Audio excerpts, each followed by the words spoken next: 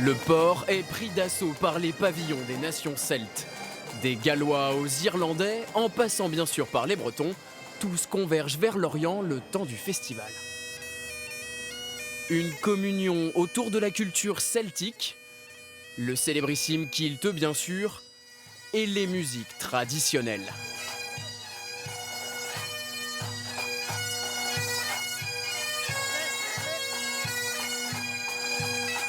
Ici la star, c'est la cornemuse.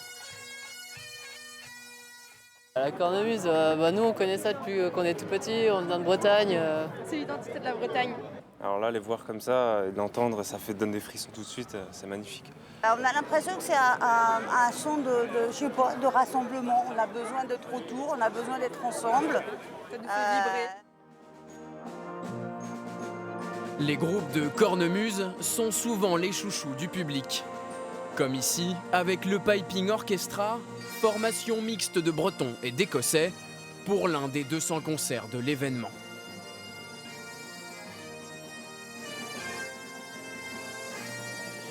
Le festival est aussi un lieu de rencontre pour les musiciens et l'occasion de partager autour d'une bière avec les meilleurs de la discipline, principalement des Écossais. Donc l'Écosse, c'est un peu l'Eldorado de la cornemuse. De toute façon, ça restera toujours la référence. Parce que c'est eux qui font, je dirais entre guillemets, tourner la planète Piping, quoi. Piping, c'est le jeu de cornemuse. Pour trouver des cornemuses écossaises, pas besoin de traverser la Manche. Xavier Bauderiou en confectionne ici, près de Quimper. Ce passionné de musique celte a laissé tomber la biologie marine il y a 10 ans pour se consacrer à la cornemuse. Il en produit une quinzaine par an. Pour le haut de gamme, comptez 6 500 €. Peau de bête et bois d'ébène obligatoire. Quant au son de l'instrument, pour lui pas de doute, il est meilleur en Bretagne qu'en Écosse. En fait, paradoxalement, elle fonctionne un peu mieux en Bretagne parce que l'air est un tout petit peu plus humide et l'humidité ambiante fait bien vibrer les anches comparativement à l'Écosse où c'est un petit peu plus sec, effectivement. Le festival, c'est aussi l'occasion de découvrir des cornemuses du monde entier. Viens, on va aller voir la Croatie. Alain Lebuet les collectionne depuis près de 60 ans. Voilà, ça, c'est un bouc.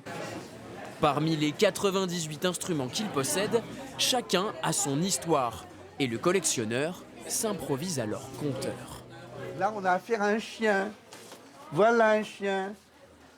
Pendant 15 ans, ce chien a gardé les moutons avec son maître.